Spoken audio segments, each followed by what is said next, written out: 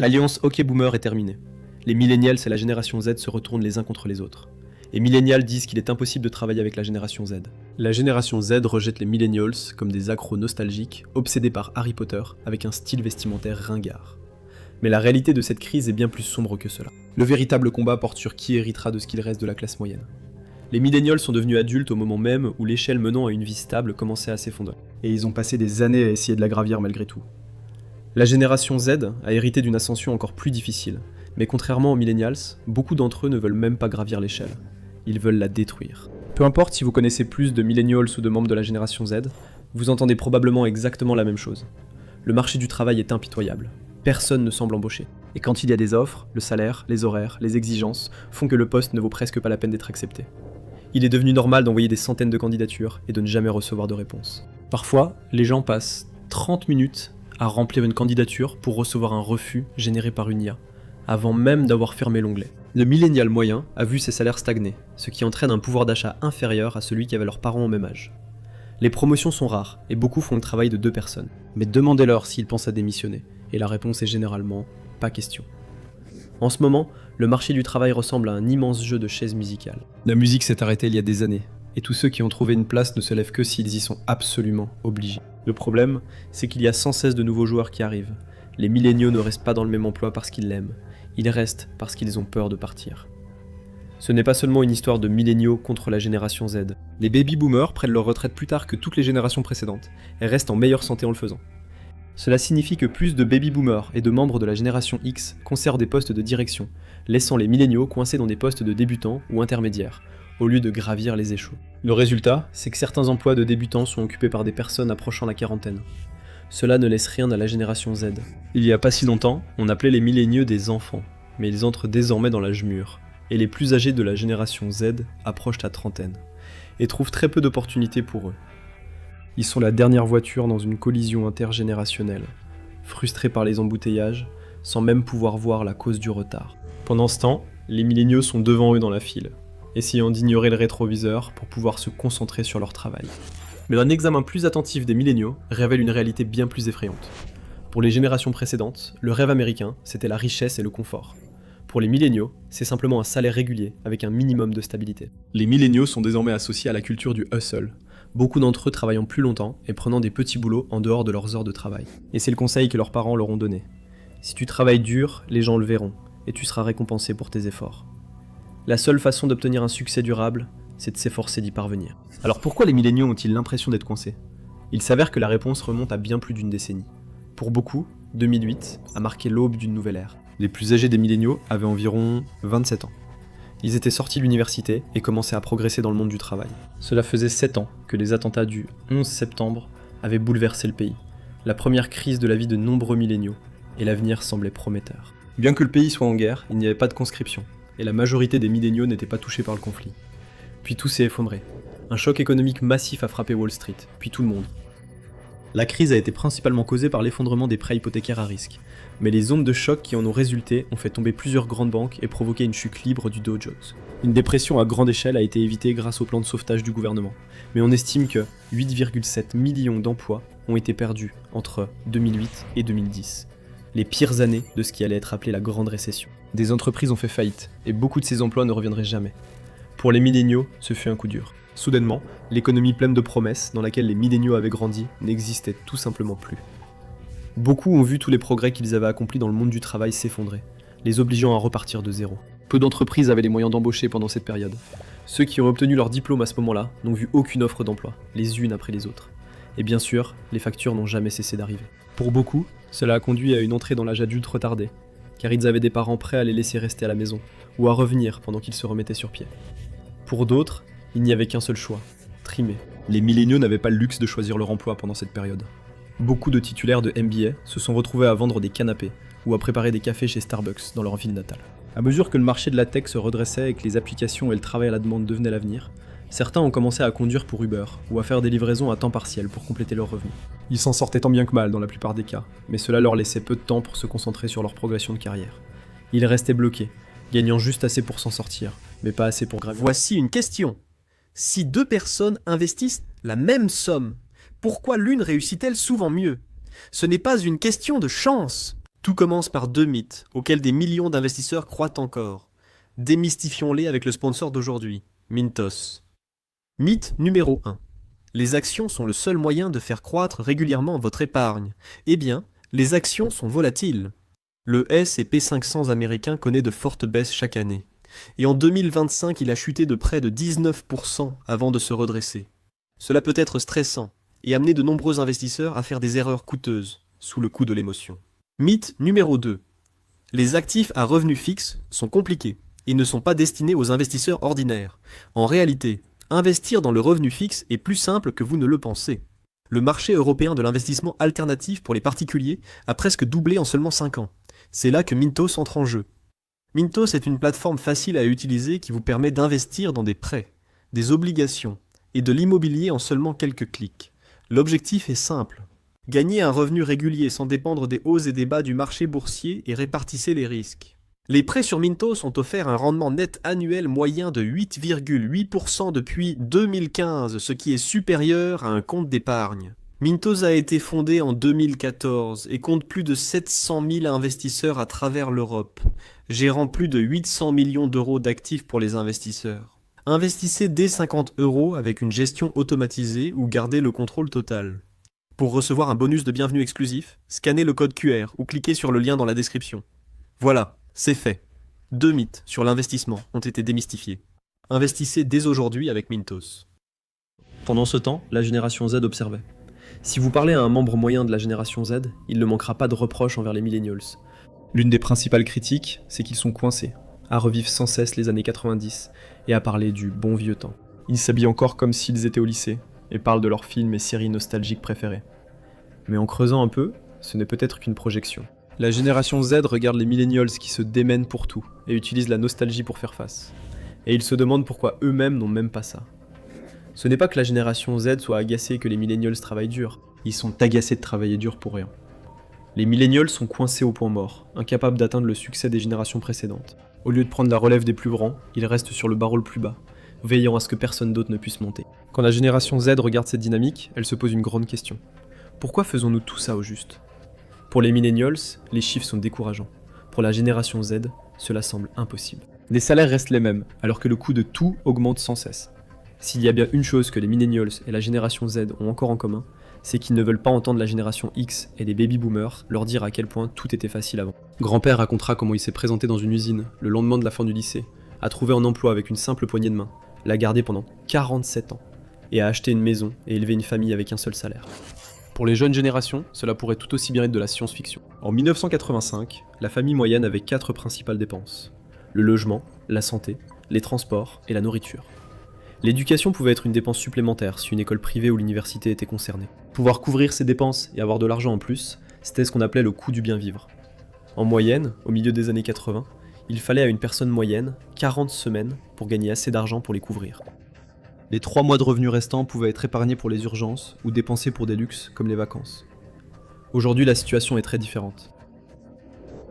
Le coût de toutes ces choses a augmenté de façon spectaculaire, les courses étant ce qu'on remarque le plus au quotidien. Mais les salaires n'ont pas suivi le rythme.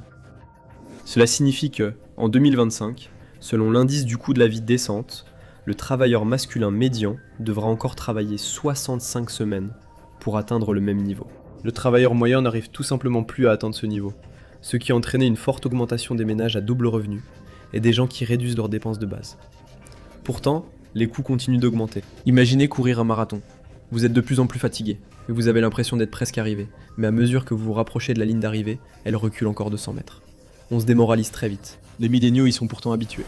Selon les derniers chiffres, 42% des milléniaux avaient des petits boulots en plus pour compléter leurs revenus. Les chiffres sont assez similaires pour la génération Z, avec une estimation de 45 à 46% ayant des emplois complémentaires. La famille à revenu unique a disparu, et de plus en plus, le travail à horaire fixe disparaît aussi. Travailler permettait autrefois de vivre correctement, mais aujourd'hui, on a de la chance si ça permet de tenir une semaine. Et cela pourrait quand même ne pas suffire. Les milléniaux ont été frappés par 3 crises économiques consécutives, la génération Z partageant la 3e et la plus importante, la pandémie de Covid-19. Les confinements ont provoqué d'énormes pertes d'emplois, éclipsant même la grande récession, avec environ 22 millions d'emplois perdus, rien qu'en 2020. La situation s'est améliorée depuis, mais beaucoup de ces emplois ne reviendront jamais, et l'inflation n'a même pas ralenti un seul instant. L'inflation cumulée a dépassé 20% depuis 2020, donnant l'impression qu'il est impossible de rattraper le retard. Il n'y a aujourd'hui qu'un seul chemin clair vers la réussite. Ce n'est pas combien vous gagnez, c'est ce que vous possédez. Mais à qui cela appartient ? Pour la plupart des gens, les événements de 2020 marquent la frontière entre l'avant et l'après. Les milléniaux peinaient à trouver leur place, après 2008. Mais beaucoup avaient fini par trouver une certaine stabilité. L'économie s'est effectivement réajustée, et certains ont même pu acheter des maisons. Et ces milléniaux qui possédaient un bien immobilier avant 2020 ont touché le jackpot financier. Les prix d'immobilier ont connu une augmentation de près de 50% au cours des 6 années qui ont suivi, offrant à ces milléniaux l'une des rares sources de richesse véritablement stable de notre époque. Après tout, ne pas avoir à payer de loyer est l'un des meilleurs moyens d'économiser de l'argent. Tous les autres peinent à s'en sortir. Les chiffres ne semblent pas totalement catastrophiques pour la génération Z. Ils ont en réalité un taux d'accession à la propriété légèrement supérieur à celui des milléniaux, 26,3% contre 24%. Mais la génération Z a un ratio dette-revenu bien plus élevé, avec une dette moyenne à la consommation de la génération Z de plus de 34 000 $. Les maisons que la génération Z achète sont souvent décrites comme des bunkers de survie, leur offrant peu d'espace pour s'étendre ou fonder une famille. Mais ce sont les plus chanceux. On entend souvent dire qu'il y a plus de maisons que de sans-abri. Mais le problème, c'est que beaucoup de ces maisons ne sont pas situées là où les gens veulent vivre. La grande récession et le Covid ont poussé beaucoup de gens à tout perdre. Et la banque a souvent pris possession de leurs maisons. Beaucoup de ces maisons vacantes se trouvent en zone rurale, et beaucoup tombent en ruine. Plus il y a de maisons vacantes dans une région, plus il est probable que cette région soit économiquement déprimée. Cela signifie qu'il n'y a aucune chance pour quelqu'un qui s'installe là-bas de profiter de l'immobilier bon marché pour commencer une carrière. Pour la génération Z, cela signifie souvent qu'il n'y a qu'un seul choix. Les pôles économiques des États-Unis se trouvent dans les grandes villes, et c'est là que la plupart des jeunes vont pour tenter de faire fortune. Mais obtenir un logement en ville de nos jours est une tâche herculéenne. Acheter une propriété dans le centre-ville de New York ou de Los Angeles coûtera plus d'1 million dans la plupart des cas, ce qui signifie que les banlieues en profitent également. La demande accrue a fait grimper les prix de vente de façon spectaculaire dans des endroits comme Long Island. Le membre moyen de la génération Z vivant en ville sera locataire, et ses loyers ont également augmenté. Le loyer moyen à New York est d'environ 3 700 $ par mois, ce qui signifie qu'il s'agit probablement d'un appartement qui engloutira la majeure partie du revenu d'un résident de la génération Z. Cela devient une histoire de nantis et de démunis. Les milléniaux qui ont acheté au bon moment ont fait fortune. Ils ont accès à la seule chose que tout le monde recherche, la possibilité de se constituer un patrimoine transmissible. Pendant ce temps, tous les autres dépensent tout ce qu'ils ont pour acheter un bien moins désirable, ou restent coincés dans le cercle vicieux des loyers, sans jamais pouvoir économiser assez pour en sortir. La génération Z regarde vers le haut de l'échelle, observant les milléniaux chanceux qui obtiennent de plus en plus. Ils deviennent de plus en plus rancuniers, mais ils ne se rendent pas vraiment compte qu'une grande partie des milléniaux sont coincés là avec eux. Est-ce vraiment surprenant alors qu'ils commencent à penser que le système est tout simplement truqué ? En ce qui concerne le travail, la génération Z a un problème de réputation. Les employeurs les licencient à un taux plus élevé que les milléniaux. Les principales plaintes concernent une éthique de travail plus faible, une moindre volonté de sortir du cadre de leur fiche de poste, et peu d'intérêt pour gravir les échelons de l'entreprise ou adhérer à la culture d'entreprise. Pendant ce temps, les milléniaux sont constamment considérés comme la génération la plus facile avec qui travailler. Ils font le lien entre les employés traditionnels qui suivent les règles et les jeunes travailleurs férus de technologie. La génération Z, en revanche, est constamment classée en bas du classement. Ce n'est pas que la génération Z a du mal à assumer la vie d'adulte, c'est qu'elle a renoncé à essayer de rivaliser dans ce qu'elle considère comme un jeu truqué contre elle. Ils sont beaucoup plus susceptibles de partir pile à l'heure dès que leur service est terminé, de refuser les demandes pour prendre des remplacements, de venir travailler pendant un jour de congé, ou même de partager leur attention entre un emploi principal et une activité secondaire. En fait, 50% d'entre eux disent qu'ils ne cherchent activement pas à obtenir une promotion, car les postes de encadrement intermédiaire proposés semblent représenter une forte augmentation du stress pour une faible augmentation de salaire. Ils n'échouent pas, ils choisissent de se retirer. Et la raison, c'est l'exemple des millennials, qui sert d'avertissement. Les millennials ont adopté la culture du travail acharné, comme aucune autre génération. C'est ce qui arrive quand on se fait constamment renverser. On fait tout ce qu'il faut pour se relever. Pour tous les baby-boomers qui aiment dire que les jeunes générations ne connaissent pas la valeur de l'argent ou d'une journée de travail honnête, les millennials le savent trop bien. Beaucoup ont dû se reconstruire après la récession de 2008 et l'effondrement dû au Covid-19. Et ils l'ont fait en s'épuisant à la tâche. Entre un emploi à temps plein et des petits boulots, il n'est pas rare que les millennials travaillent 60 heures par semaine, dans certains cas. Ce serait un sacrifice qui vaudrait le coup s'ils devenaient riches. La génération Z ne regarde pas la culture du travail acharné et les titres professionnels des millennials avec admiration. Ils la regardent avec horreur. Pour eux, c'est la preuve ultime que le système n'en vaut tout simplement plus la peine. Qu'est-ce qui est pire que de passer sa vie à travailler, pour peu de récompenses à long terme ? Ils voient les millennials juste devant eux, se démener pour gagner $1 et finir quand même au même endroit. Alors est-ce que ce serait vraiment pire s'ils décidaient tout simplement de se retirer complètement ? Ils ne sont pas simplement en train de paresser, ils rejettent toute la dynamique de l'économie avec laquelle chaque génération précédente a grandi. Ce n'est pas juste une tendance sur le lieu de travail, c'est une sonnette d'alarme pour tout le système dans lequel nous vivons. Si cela ne se produisait qu'au travail, les gens ne seraient pas aussi inquiets. Mais ce n'est pas le cas. La génération Z perd confiance dans presque toutes les grandes institutions qui l'entourent. Nous vivons déjà une période de méfiance record envers les institutions sur lesquelles les générations précédentes comptaient, du Congrès à la Cour suprême. Mais chez la génération Z, cette méfiance est encore plus profonde. Seulement 14% des jeunes adultes pensent que le Congrès ou les grandes entreprises veillent réellement sur eux. Il semble qu'il y ait beaucoup de divisions entre les générations. Mais en réalité, la génération Z et les milléniaux sont tous les deux dans le même bateau. Et il est en train de couler. La génération Z regarde les milléniaux et voit la génération qui a mieux réussi devant eux. Les milléniaux voient la jeune génération ambitieuse et radicalisée qui arrive rapidement derrière eux. Mais les deux générations souffrent. Elles ne s'en rendent tout simplement pas compte. Ensemble, elles ne détiennent que 11% de la richesse totale des États-Unis en 2026. Cela les place largement à la traîne, tandis que les baby-boomers exercent une influence démesurée sur l'économie et la culture. La génération X profite discrètement des avantages de la stabilité qu'elle a connue pendant ses années de travail, et elle est généralement heureuse que la génération en colère semble les avoir oubliés. Les millennials et la génération Z se disputent les miettes, pendant que les générations plus âgées gardent le reste dans le coffre-fort. Et ils ont verrouillé la porte. C'était pas nouveau non plus. En 1990, les baby-boomers détenaient environ 21% de la richesse totale, soit plus du double de ce que possèdent les millennials aujourd'hui. Le système a fonctionné pour eux, et ils en ont pleinement profité. Mais maintenant, ils gardent toute cette richesse sans vraiment vouloir la partager. Beaucoup de millennials comptaient sur un héritage de la part de leurs parents, pour finalement voir leurs parents vendre la maison et partir profiter d'une retraite à enchaîner les croisières. Et si ce coffre-fort est verrouillé, alors qui détiendra la clé quand il ne restera plus que les jeunes générations ? Il y a une force à laquelle personne ne peut résister, et c'est le passage du temps. Finalement, les baby-boomers finiront par disparaître, bien qu'à un âge beaucoup plus avancé que les générations précédentes, grâce au progrès dans les soins aux personnes âgées et le traitement des maladies. Ensuite, ce sera au tour de la génération X de penser à la retraite, laissant les millennials comme génération dominante sur le marché du travail. Mais à ce moment-là, que restera-t-il ? En ce moment, les millennials et la génération Z sont opposés l'un à l'autre. De la même manière que deux mendiants s'affrontent lorsqu'un homme qui mange une dinde entière leur jette un os, mais sous cette rivalité, une crise bien plus grave est en train de couver. Le simple fait de travailler aujourd'hui ne permet plus d'avoir le niveau de vie traditionnel de la classe moyenne, que vous ayez 25 ou 40 ans. Les deux générations ont été entraînées dans le même cercle vicieux, l'une ayant l'impression qu'elle peut le surmonter, et l'autre pensant qu'il vaut mieux ne pas jouer du tout. Il n'y a qu'une seule façon de mettre fin à ce cercle vicieux. Oui, les milléniaux n'ont pas encore tourné la page des années 90, et ils sont peut-être naïfs concernant les systèmes dans lesquels ils essaient encore de réussir. La génération Z manque d'éthique de travail et passe tout son temps devant des écrans. Mais en dehors de ces différences superficielles, les deux générations ont beaucoup en commun. Les deux ont atteint l'âge adulte à une époque où l'ère de prospérité américaine semblait décliner. Les deux ont vu les systèmes auxquels ils étaient censés croire les décevoir. Les deux ont vu le monde avancer sans eux. Et ce qui effraie le plus les puissants, c'est qu'ils commencent à s'en rendre compte. Il n'y a qu'une seule façon pour que cette guerre se termine. Lorsque la génération Z et les milléniaux réaliseront tous les deux qu'ils ne se battent pas pour la plus grosse part du gâteau. Ils se battent pour ce qu'il reste.